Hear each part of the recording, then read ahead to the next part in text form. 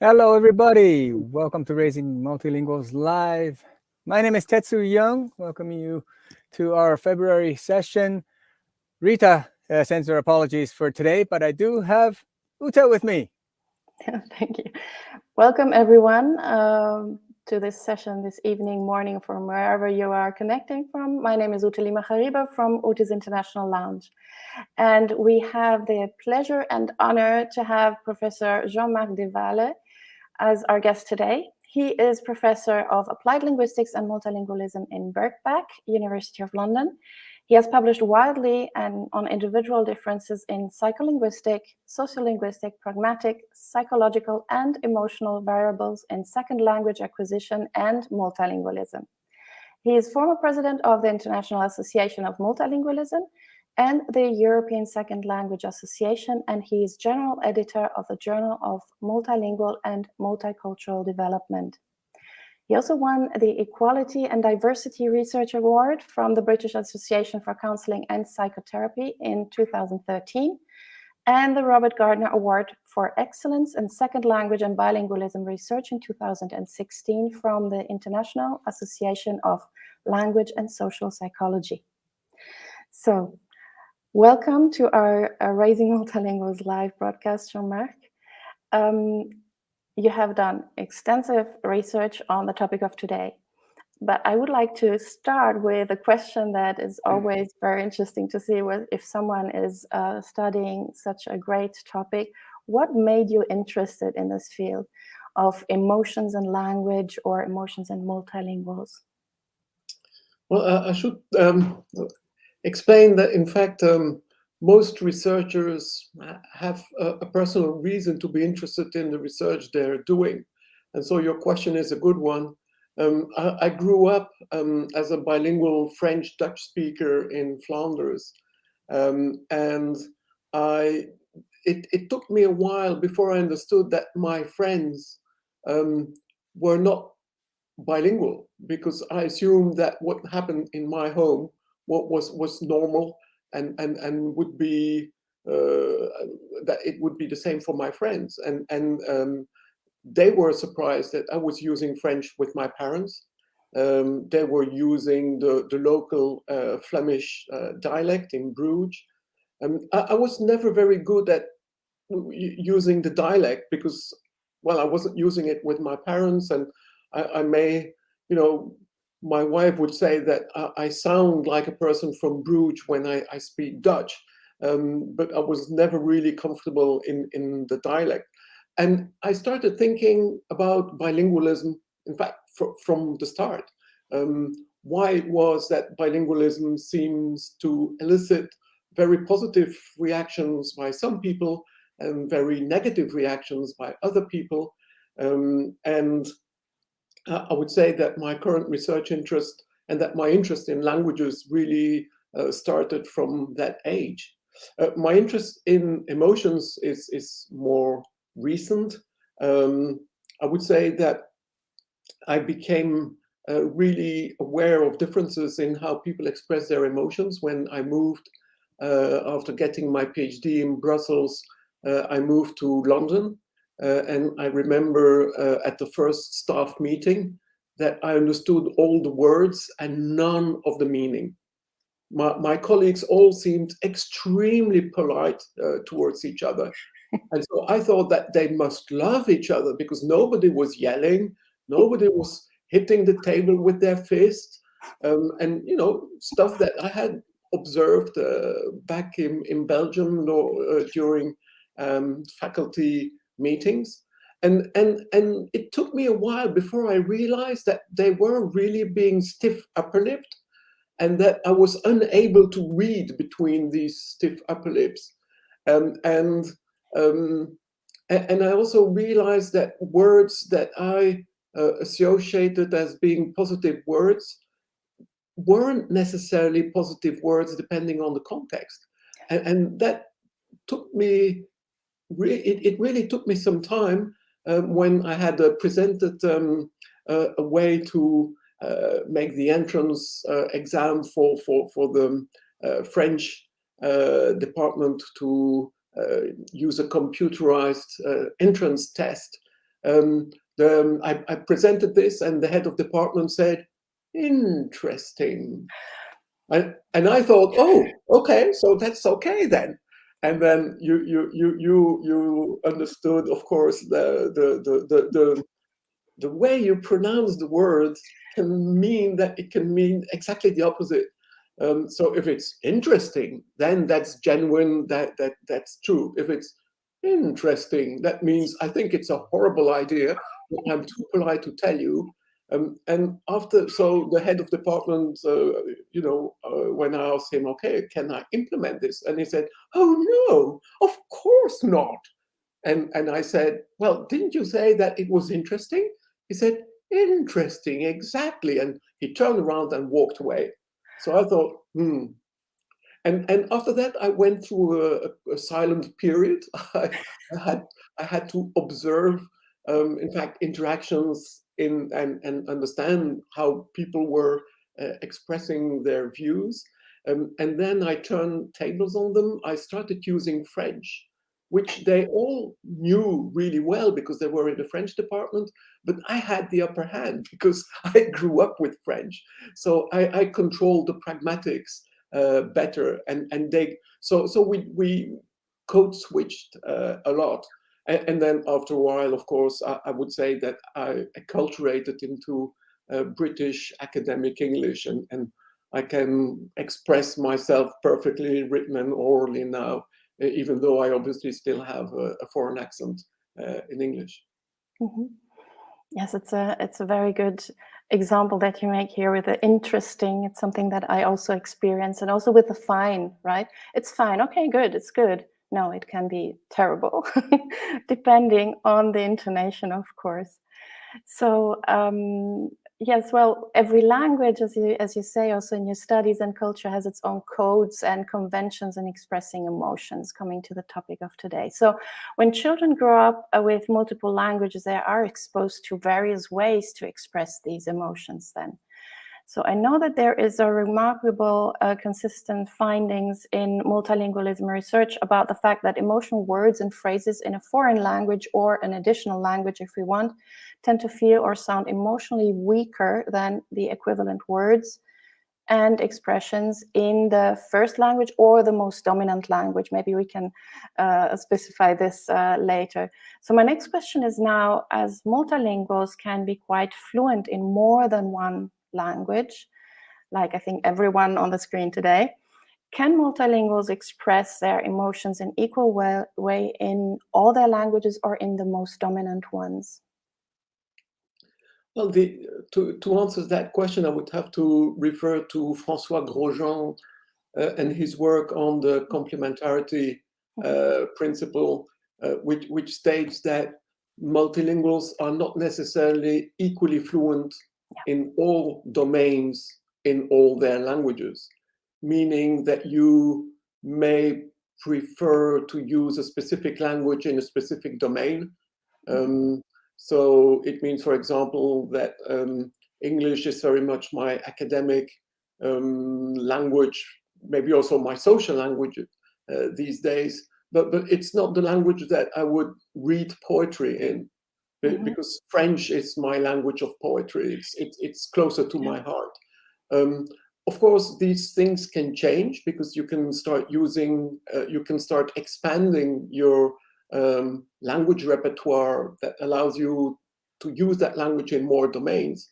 It might also sometimes just be fate that you fall in love with the person in a language that you don't master very well, but that because of that person, you're suddenly extra motivated to learn the language, and to you start appreciating the emotional resonance and the beauty of the language. So things can change. And similarly, you can suddenly stop using a language because you move away, and that language may attrite and may lose its emotional power because you've been out of it for so long. So that's one crucial thing to explain, that in fact languages are dynamic. We don't use them for everybody, and so we will always be dominant in a particular language and prefer a particular language for a particular type of interaction with a particular interlocutor. So it's a bit complicated. But you are right, of course, that usually the languages that seem to elicit the strongest emotional reactions in multilinguals are the languages they grew up with, the languages they heard from birth.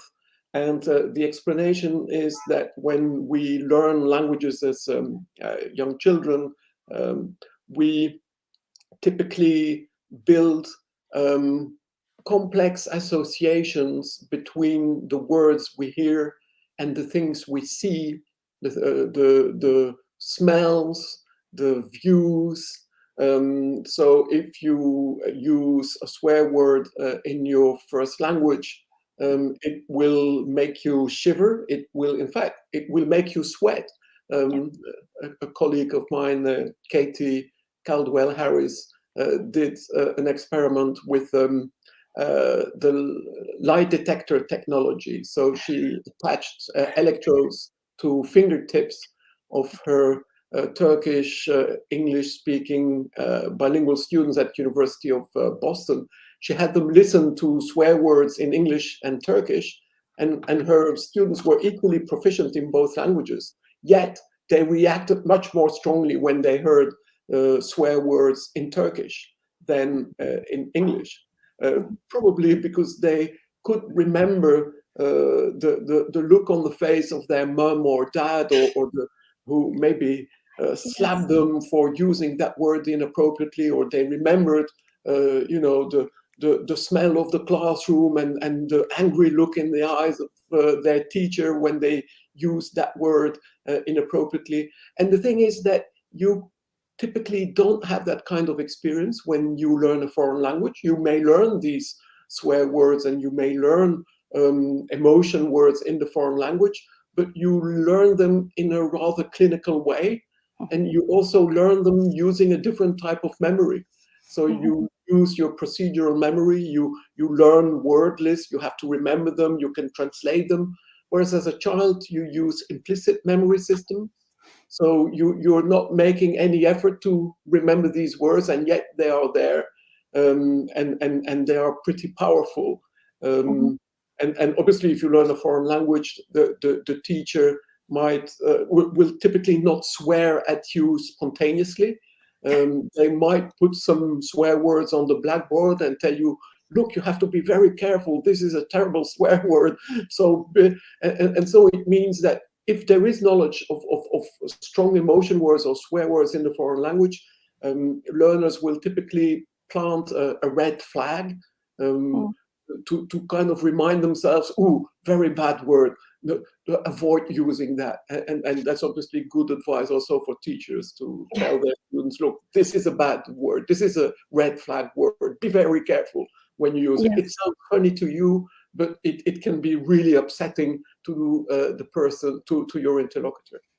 Yes, that's very, it's very convincing to me. But I have another, I would like to know more, because we're talking now, what the examples that you made were maybe from successive bilinguals, or those who maybe learn a language later on, so they have this difference. But if a child grows up with two languages, let's say one parent speaks language yellow, the other parent speaks language blue, and so they have this emotional bond, they have this emotional language that they get from the parents.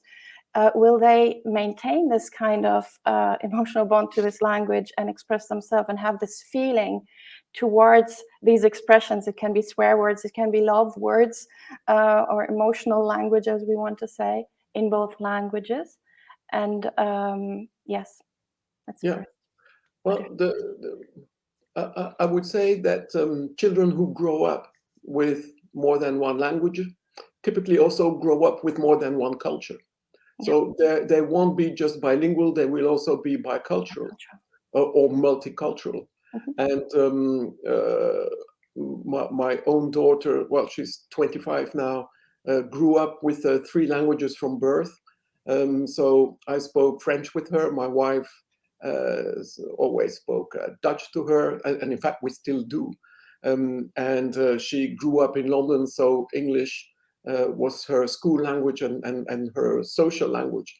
So I would say that that she feels, in fact, most at ease in English, because that's the language of socialization. So and I think there was nothing that we could do to stop that, because if you are schooled in a language, and if you observe, you simply observe more interactions by many more people than simply the interactions that you have with a single parent using a minority language at home. So I read to her many novels and texts to enrich her vocabulary, and we returned to Belgium regularly so she could use it with her grandparents and with nephews and nieces. But even now, I would say that she's probably equally proficient in her three languages. But I would say that that English is the true emotional language for her, because also it's the language that she uses with her boyfriend. It is her emotional language, I guess that Dutch and French have taken an emotional backseat. Yes, that's a very Tetsu, you want to say? No, there's something you talked about already quite a few minutes ago, and it's just stuck in my head. You talked about lie detectors, and just suddenly I just thought to myself, if you know many languages, do you have a better chance at beating the lie detector in a certain language compared to another one based on your emotions? I mean, I suppose it works through emotional variations, lie detectors. I think nervousness and whatnot. Is there any studies on that? It may be branching off a little bit, but it's just a question that just came up when you talked about the lie detectors. Well, in fact, the lie detector can cause immense harm on multilinguals who are being subjected to. That's the other. The other way around. That's the other perspective. It has led to miscarriages of justice, because the way you react to a lie detector, if you are using a foreign language, is completely different from the way you would react to it in your first language. Yeah. Meaning that in your first language, you may indeed react when you are telling a lie, and your heart rate goes up and you start sweating because you are lying. But in the foreign language, you may sweat because you can't find the right word, because you fear that the person listening to you may judge that your accent is bad, or that you are not very clever because you seem to struggle to explain yourself, and you're in a situation of extremely high stress, which means that, if you talked about the weather, you could pull it off, maybe even pass for a fellow first language user. But if you are very stressed, then suddenly the foreign language may escape your grasp. Indeed. Which makes you even more stressed. And I see in the chat box that I wasn't the only one who was thinking about this question. We've got a few members who put in some comments. Yes. I have Nicole who's put in a link for us to check it out. I have Yoshito who says, haha, Tetsu, I was thinking about the same question. Regarding lie detectors. So it is another field where actually having someone who speaks the other language is very necessary to get the right results and the right answers to questions if you are ever in that situation, of course.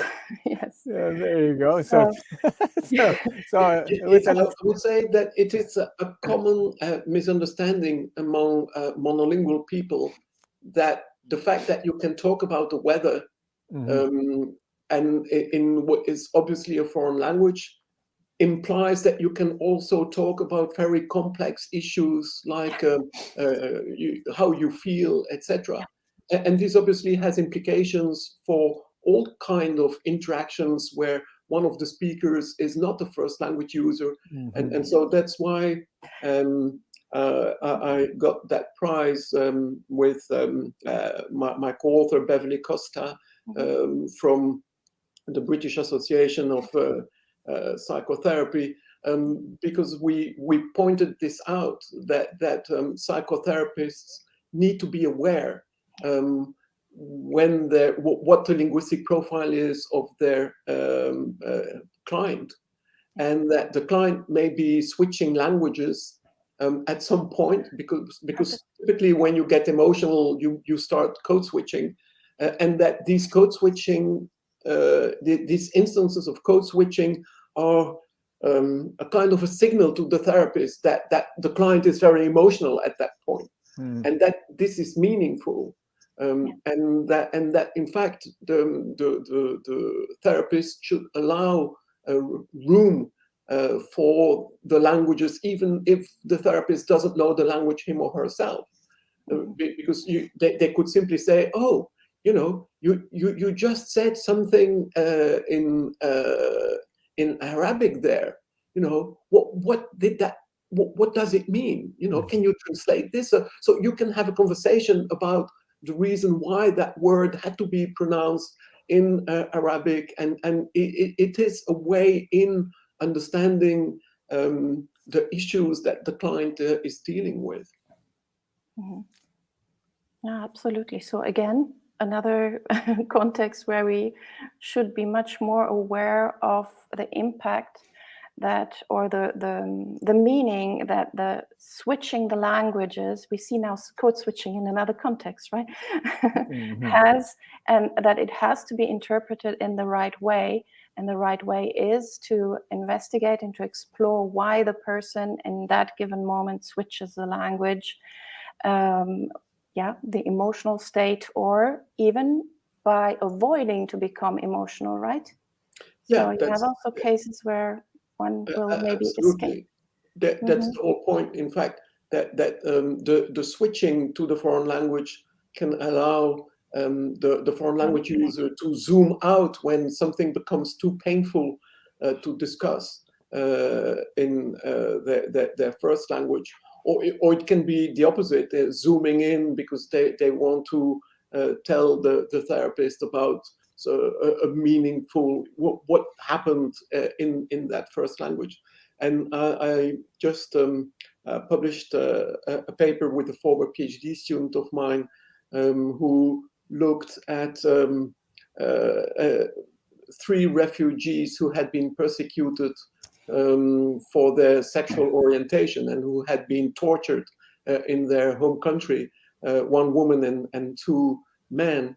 And one of them said this very poignant phrase that English allows me to visit my pain. So that the pain, that the trauma is too raw to discuss in the language in which it happened, but that doing it in English, which is a foreign language, gives that person just enough distance to be able to talk about it. And also that language allows that person to rebuild a new sense of self, where it is okay to have the sexual orientation that they have, something that is absolutely completely taboo, not just in the language, but in the culture. So they kind of needed a new language and a new way of thinking to accept themselves and to rebuild a sense of self. Yes, it's a way also to, like you describe now, to deal with trauma, deal with trauma in the other language that makes it less hurtful, at least until you get where you can really deal with it in the language that is maybe more emotional language. That's highly interesting. It totally sounds reasonable, as in, it sounds very, very logical, but we don't think about that, I think, especially if you don't speak 2 or 3 languages. I suppose it's hard to sort of imagine that another language could bring in so much emotional aspects to your daily lives, or to your psychology, I guess. Yes, but I think it also adds to the whole context of multilingual families, where you have maybe one parent who speaks two languages, the other one other two languages, and then they try to find a third, fourth, or fifth language in that context to speak to each other, which becomes their emotional language. It's a love language among the parents, for example. And then the next question is, well, when they have children, which language becomes the family language? What we often tell parents, okay, it might be at some point that this additional language that is the emotional language between the parents that they use because they don't understand each other's languages or they don't use it, becomes then the family language. So should then these parents, and this is the next question, I'm coming back to the topic of today a bit, although I must say where we were just now is highly interesting, and I'm happy to get back there afterwards. But would you say these parents can also speak this additional language? I mean, we did in our family, and I think also in Tetsu's family. It's not only could they, I think they need to in order to have this conversation around the dinner table, but what does it do with expressing the emotions? I mean, for the children, it might be then the additional language that they learn by or they acquire by hearing, and it's not the first one where they express the emotions with the parents. What do you think about that? I think that different combinations can work. I think that as long as parents are able to communicate with their children, then it doesn't really matter what language they are using. I would encourage people to use their first language, or at least a language that they are sufficiently comfortable in to communicate with their children in order to build a good relationship with them. But we know that Amen. children can learn a language from parents, even if the parents don't speak that language terribly well. We have examples in the literature where hearing parents of deaf children may learn sign language to communicate with their child, and they may only have an intermediate level in sign language, yet it is enough for the child to pick it up and to become much more fluent in that sign language than the parents themselves. So it is important to remember that the parent does not need to be perfect in the language in order for the child to pick up that language. Of course, it can happen that if there are multiple languages, that the child starts associating a particular language with yelling between the parents or conflict. I know of an example in my neighborhood where two Spanish-speaking parents, and so they had a daughter. They grew up here in London. Their relationship was really bad, and apparently, no, I think. I think it's the dad who was Spanish speaking. The mum was bilingual, but they fought in English. No, they fought in Spanish, and the child just stopped using Spanish, pretended she didn't understand Spanish anymore, and only wanted to use English, which caused a problem for the parents because so children can start associating a language with positive or not, positive or negative emotions, and might decide that they don't want to use that language and hence enter those negative emotions anymore. Yes, I completely understand now what you're saying before. When a parent has a deaf child and is not deaf him or herself, and learns this language, and then you have this B model or D model kind of conversation with each other, or at least you try maybe with signs and also with that. But there is a trend that I observed in the past years in a few countries where parents decide to speak English, for example, with their children as the primary language. So that the first language that they want to speak with their children, because they say, okay, I know English and I live maybe in Italy. We are in a monolingual context and I want to speak English with my child from the beginning as the primary language. Can you maybe share what your thoughts are about this? Because I am always a bit worried about this emotional bond that you have, and that might be filtered or somehow hindered through a language that we do not really feel in all senses. Yeah. No, I personally, I don't think it's a good idea. It would be much better to use a language you know really well and which is close to your heart, preferably a language in which you grew up, and just enroll the child for early classes in the foreign language, or try and find a nanny who can use that language with the child. I mean, there are other ways to introduce the language. I don't think it's a good idea. It's also not to decide to use another language during weekends or something. That won't last.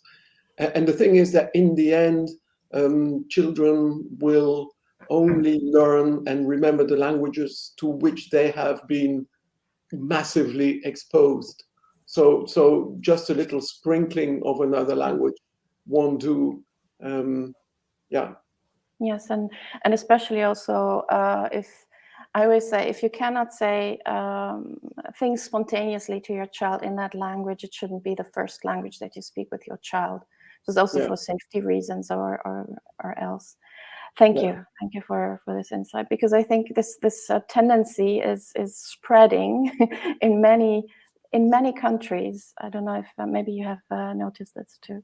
Tetsu, you wanted to ask something? No, I just wanted to take a second to take a deep breath. We're really talking about lots of very, very interesting stuff, and all this talk about emotions. I think it's the first time that we've really delved deep into the emotions and language connection. I mean, we've always touched upon it in various sessions, but really focusing on that today, I think it's just a great idea. It's a great topic. And I want to, do a little shout out to everybody who's watching on Facebook, YouTube, and Twitter right now. Thanks for attending, and thank you for your comments. We do see them. I do see Asel has been writing a whole series of questions, because she's got a long question. She's breaking it down for us. We may be able to do that more towards the end if we have some time. I'm really sorry. Do want to acknowledge, thank you for putting up the question. We'll try to get to it a bit later. Maybe we can put up Anna's question here very quickly. This one is right on topic, as we've been talking recently. She said, having to attend counseling in my second language acquired as an adult made me see and feel more detached and rational towards some aspects of my early life. I felt more detached and less emotionally involved, and it helped. So yeah, I hear this so often about how people can express certain things in a second language better than in the first language because of this emotional detachment. And you mentioned it earlier also about these people who coming to, I believe, coming to UK from their country of origin, where they were persecuted for their sexual orientations and whatnot. So yes, right on topic. Thank you, Anna, for your comment. Thank you, Anna. And maybe continue on this, talking about counseling. We have another question and you mentioned it earlier briefly. When talking about the emotions with professionals, I'm thinking now also about our children when it comes to talk with a psychologist or with anyone, also with a teacher. Wouldn't it be better if they can speak in their strongest language? I mean, we know that in many schools there are programs or there are teachers who are aware of this, but I'm speaking broadly, right? So psychologists, speech therapists, whoever, doctors, medical doctors, anyone who is in contact with our children, that they can talk about emotions or feelings generally in the strongest language of the child. I would say that children can have languages that are equally strong. So I wouldn't say that there is always a one language dominance. They can be multi-dominant, in which case they could talk about their emotions in any of these languages. Yeah. So what I would say is that there can be a problem if the language is really too weak, or there are gaps in the vocabulary and in the pragmatics of expressing emotions in that language. But I think you can talk about your emotions perfectly, even if you do have some you may not sound like a first language user. I realized that after all that time in London, I could have psychotherapy in English. I'm perfectly able now to share feelings in English. So, something I wouldn't have been able to do when I started at Birkbeck, when I misunderstood the meaning of interesting, etc. So I think it is important, really also for parents, to realize that there is no such thing as perfect proficiency.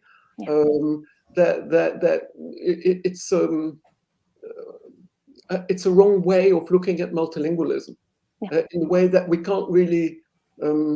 Well, I mean, we try to measure language proficiency, but it's complex, and however you try to measure it, it is imperfect. And I think that it's really crucial to realize that it's okay to know a language to a certain point. And of course, even if you are a monolingual, some people will know more words than you do. And that's true for any language, and it's true for any multilingual also. So I think that there is too much deficit thinking in multilingualism research, in that we try to find where the child isn't good enough, or, oh, damn, the child is code switching. Is that child having a problem? And the whole point is that code switching is typically not at all a symptom of a problem. It's a perfectly healthy, natural thing that multilinguals do if they have all these languages at their disposal. I would say it's like a musician who can play both piano and trumpet and drum, and enjoys jumping from one to another depending on the mood. So it's not a problem, and we should move away from problem and deficit thinking in multilingualism. So we should rather applaud the child for using the language, rather than criticizing the child for not knowing the language well enough, because that can then create a kind of a negative circle where they say, well, in that case, I will simply not use it anymore, and you won't, which is very counterproductive. And that's true for families, but it is in fact also true for language teachers. If you criticize somebody too much, they might just abandon it instead of trying harder. So everybody needs encouragement and needs, I would say, an intelligent approach to what is feasible, and that's really what matters.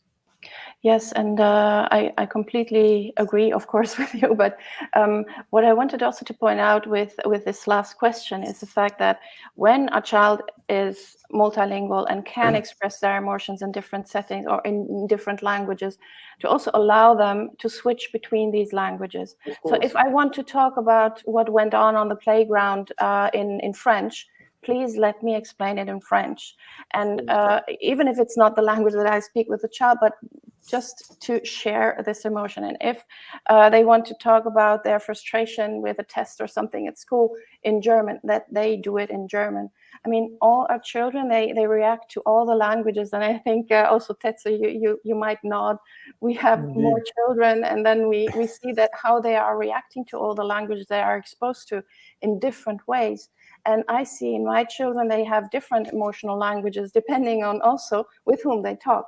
If they talk with their friends, if they talk with their siblings, if they talk with us parents or with grandparents, it might be a completely other language. So it is, for me personally, it's very fascinating to see this and to give them the opportunity that they have this repertoire and that they can explore the different things, and maybe they come out, like you said before, was it Tetsu or with maybe the Spanish family, where at some point you say, well, they are always quarreling, so I don't like that language, because you attach that negative feeling or experience to the language.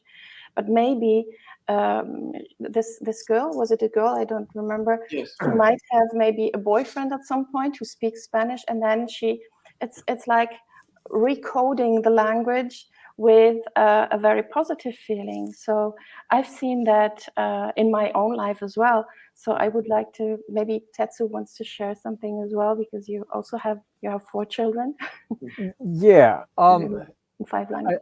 I think what you say is spot on.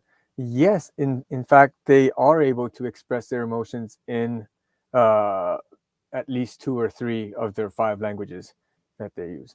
But what is consistent is they will express that feeling to the person they're speaking to, and switch based on that, based on the person they're speaking to. So I don't know if let's say they're with their nanny who's Mexican, and they have a tough time expressing certain things, they may go to mommy and express it better in Japanese. That may happen, but still, I think they are able to express what they want to in use of their languages. Yeah, I know that my children, when they want something from me and they want to touch the sweet spot, it's always in Italian. They try to introduce it in Italian. Bye, Mom. I do that too if I spoke perfect Italian. but that's it. I mean, children who grow up with multiple languages, they become very skilled at communication. They realize that these different languages are different keys that open different hearts. And that is really a crucial insight, because the same applies to a business interaction. Absolutely. If you can say something in your interlocutor's language, even though you are not fluent, that person will appreciate that you are making the effort. And it might not be the key to the heart, but it might be at least the key to a contract. There you go. If that's your job, that's important. Mm-hmm. It's absolutely, yes. My son said this lately to me, exactly what you just said. So true. And sometimes it might feel for parents like they are manipulating us, because they know exactly, if I ask her in Italian, she will say yes. And so then I can reply in the other language and say, no, not getting there. So it's really a very nice play or game that is happening with the languages, actually. Yes. And in fact, the children also learn to recognize that if you get angry in a particular language, that you are more serious about it than in the other language, and that they should pay attention, and that you're not joking, and so you have, I would say, a wider palette of ways to communicate how you feel with them, and they obviously have the same. Yes. They absolutely have the same, and I must say, my children, they realized this very early on. I remember my son was 4 when he did this the first time. I said, "What is happening?" And then I learned thanks to my children as well. So it's amazing. So, do we have other questions from the participants? Well, we have a little comment from Yoshito. Says it's a nice additional layer of communication. That multiple languages that allows us. I think that one of the things I found in my research is also that multilinguals are typically more open-minded, in the sense that they realize that that there is more truth than one that can be expressed in a single language. Absolutely. And that there are things that are pretty unique to another language. I mean, that insight that other people may not have the same opinion on this, I think that is really a fundamentally important insight. So many things come together in this discussion. You mentioned earlier, languages per se is very difficult to acquire. Just the language, you come with that culturally associated package. It comes together, right? And you talked about how the skills that you acquire by doing this is so valuable, but it's not something that you could write in your CV and impress somebody with it, right? I mean, you speak a certain language, yes, but people can write whatever they want in terms of languages. But to really use it well, it can really help your career so much. And what you just mentioned earlier, if I'm in a meeting with my Japanese colleagues and my clients from the US, for example, there are so many things that are said, and there are so many things that are not said that are signals for so many things that I need to bridge between them in order for the transactions to take place. And that is something I wish my kids will pick up as they they will. They will. It's like this reading the air, right? You don't have to say anything, but the way someone is reacting, or even nodding or not nodding, it's this is more a no than a yes. Indeed. So these are all these little signs and non-verbal communication, which is amazing. Also, in addition to the oral language that we use. There is another aspect where I found that multilinguals excel. They are typically less anxious in communication, and they have more tolerance of ambiguity. So it's okay for them if they don't quite understand the whole thing straight away. It doesn't stress them out. They have the confidence that they will be able to understand it at some point, or they will be able to express themselves at some point. And if they can't do it with words, well, they will use their hands or face or nonverbal or another language, or they are just better equipped to deal with the kind of communication challenges that we all encounter at some point. That's interesting. That's interesting. Interesting. What's the intonation? That's interesting. No, it is a straightforward, interesting topic. I mean, definitely. Yes, absolutely. It's like having a broader set of tools in different shapes and things, and you know exactly which one to use. Or like an orchestra, you have different things that you can make and make music with. So, Tetsu, you had a great question, or do you have another question? Well, I was going to say perhaps we could take a minute to go through Asel's question. Since we did come up with a discussion on research, she has a very research-related question. It's a bit long, but let's go through it very quickly here. So I think she's a big fan of yours. So hello, Professor Dewaele. I'm an applied linguistics master student, and wondering your opinion about phenomenon that sparked my interest. Okay, so we had come up with an original RQ. What's RQ? I'm not sure what RQ is. And that was the time I started reading your papers. In my research question? Okay. Might be. Was whether negative emotion triggers code switching from L2 to L1 compared to positive. So whether negative emotions trigger more code switching than... Depends on the situation. So I presume that it would cause more frequent code switching, and my little data confirmed my hypothesis. I already read that anger and swearing are particularly tended to be expressed in the L1. So what are your opinions about all the other negative emotions such as disgust, fear, anxiety in terms of code switching from L2 to L1? Do you think negative emotions trigger code switching more than positive ones? Yes, the answer is yes, absolutely. Wow, there you go. That's the end of the answer. In fact, I explained this in my book, Emotions in Multiple Languages, that most of the participants reported switching back to their L1 when they were really angry, or because they somehow couldn't inhibit the L1 as they become. I think it's to do with the ability to quickly verbalize how you feel. And I think that when you become really angry, you don't have the patience to verbalize it. If it takes too much time thinking about the right word and the gender and the agreement and everything, so it just spills over, and what comes out is the first language. And there are lots of couples who said that their partner didn't speak their first language, However, their partner may have learned some swear words in that first language because that's what they use when they get really, really angry. Oh yes.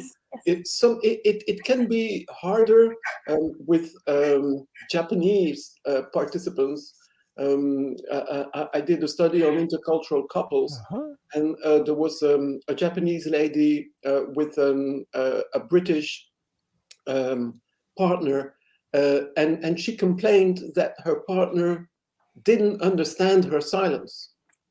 Oh yes. That silence is her way to indicate anger. And that he didn't understand, which made her even more angry. And I don't know how long the silence lasted.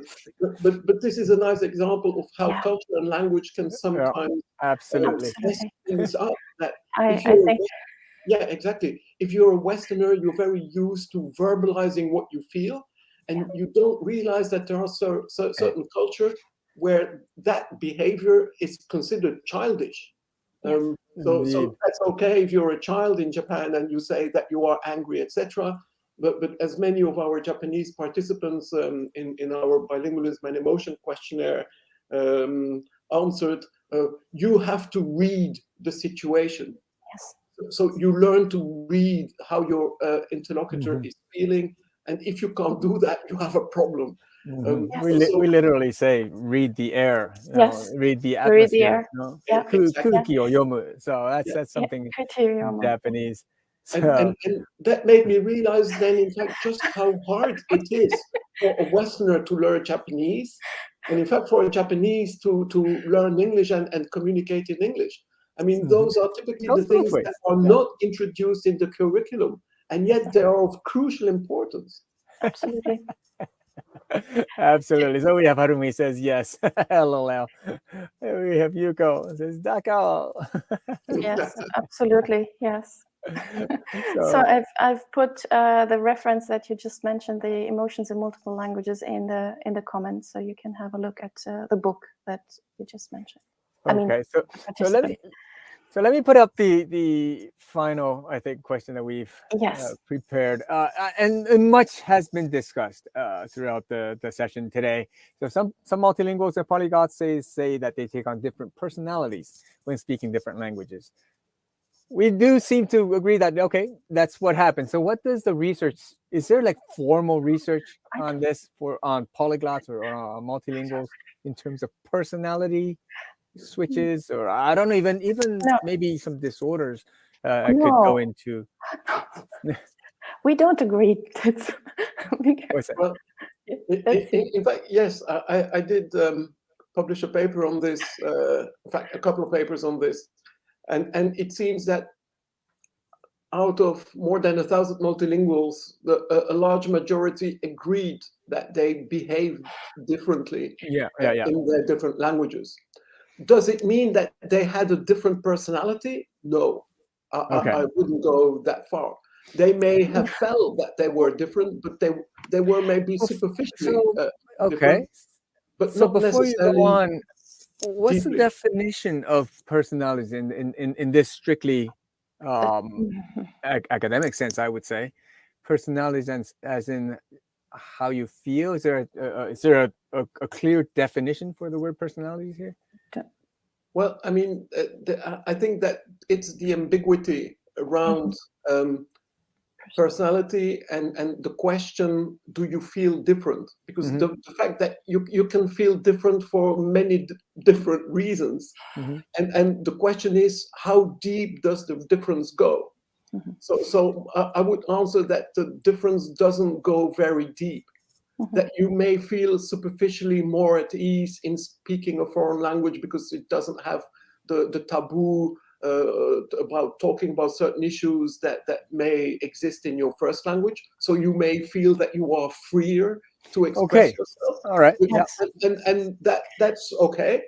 You could also feel clumsy in a foreign language and not quite as sophisticated as you could be in your first language. So that's another reason for feeling different, but it is the same you. It's just that in that language, in that situation, you are not quite your usual self. You don't project the same image of yourself as you would in your first language. I see. I guess here Yeah, because I Okay. think with the personality, you also think about the personality disorder, schizophrenia. Yeah, when someone has different personalities in a psychological kind of way, but being multilingual and using the different languages in different settings and to express different emotions or situations is actually more exploring the different facets of yourself. So what makes you as a whole individual or identity in the end? And I think this is where these questions always get into the direction, you have to define what you mean with personalities, right? So It's a if we think about behavior, I guess. disorder, yes, it's more the behavior. The behavior and the expression of your personality that changes. If I'm in front of my Japanese boss, I would behave differently from my American boss in terms of my language and how I act and how I talk, my tone. And that depends also on the social and linguistic and cultural conventions that you have in that language. That you don't gesticulate in certain languages, and others, if you don't gesticulate, you seem too stiff. So all this it goes all hand in hand, I think. Yeah, that's very interesting. My goodness! Wow! Okay. Map. The clock just caught my eye here. We are getting close to the top of the hour as usual. It just flies by. But you have another 2-3 hours we can continue, or 2-3 minutes. I guess we have to wrap this up. Let me just say, shout out to everybody who's watching. Thank you for your engagement. We still have a few comments in there, but I think we're gonna have to wrap up very, very quickly. Any last message or words of encouragement for parents out there raising multilingual kids? I would love to encourage them not to give up when things seem to be going wrong, because obviously that can happen. The child might decide one day not to answer back in your language, and you may feel, oh no, God, that's the end of it. It's not the end of it. Don't give up. Keep using your language with the child. At some point, the child might start talking back in that language, or maybe will use that language with you again once in the presence of the grandparents or with other members of the family. So never think that it's gone wrong. You have to be optimistic, and you have to be encouraging, and you have to believe that this is going to work. And sometimes you may need a little psychological manipulation. Just like they manipulate you, you can manipulate them back. I remember doing that with Livia. We enrolled her in a French class when she was 5, because we wanted her also to read some French, and in fact, crucially, we wanted to show her that there are British children with English as a first language who are sent by their parents to learn a language that she already knew. And she felt really good about that. She came home and she said, oh, Dad, my French is so much better than theirs. And she was clearly boosted by that. And I said, oh, well, I'm happy to hear that. And so it provided the kind of encouragement that, look, she had a linguistic treasure that others were trying to obtain through hard work, and they struggled getting it, and she had it. So it kind of helped her. It motivated her in maintaining the language, and in fact, she ended up studying French at Oxford. So my strategy worked. Perfect. That's amazing. Yes, I did the same with one of my daughters. Well, I didn't do it, but when they visited Germany with their class and everyone was speaking English, but she could speak German, she realized for the first time they might learn German, but they don't speak it so fluently and so without inhibition like I do. And she, all of a sudden, she was the one, she's the one that can help us to get along with the locals and to make ourselves understood. And it really gave her a huge boost. And that's a very good strategy, right, Tetsu? Indeed. In the place. visit the place and to find out how you can function in that context. But seeing that your friends are not where you are and that you have this privilege to have this language, that's something. Linguistic capital. Exactly. Oh, wow, linguistic capital. Yes. Well. Okay. Absolutely. So thank you once again. Thank you, Jean-Marc, for Thank you very your much. expertise and your very, very interesting and engaging talk.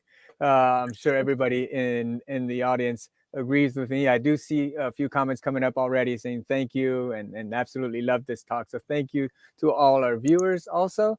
But don't turn the channel yet. I will introduce you to our next guest. Let me put it up on the screen. This is coming up. Give me just 1 second. It will be, you will not be disappointed. Let's see here. Where's my next guest coming up? Okay. So if you recall, our first session of the year with Professor Stephen Krashen, we were able to secure this time Dr. Bicultural Mason, who's a very, very close collaborator with Professor Krashen. And she's obviously also a super expert in the input hypothesis, comprehensible input. And she will be talking to us about storytelling and language acquisition in kids. So this is another huge session coming up. So Bicultural Mason is a professor emerita at Shitennoji University, Junior College in Osaka, Japan. So do note that it will be at a regular time. It is still on Tuesday, March 1st, the first Tuesday of the month, but at 8 a.m. Eastern, so it's New York time, and 1 p.m. London and 2 p.m. Paris. We'll be going over some topics, including optimal language input for effective and efficient language acquisition, evidence-based teaching and instructions, teaching methods, not just for small groups of advantaged children, but also for disadvantaged children. So definitely do not miss this session coming up in 2 weeks. Okay, so thank you again, Jean-Marc. Thank you to everybody watching. And we will see you in 2 weeks on March 1st. Okay? Thank you very much. Bye-bye, everybody. Dankjewel. Merci beaucoup. お疲れ様です。Bye, everyone. さよなら。 Tot de volgende keer. Alla prossima.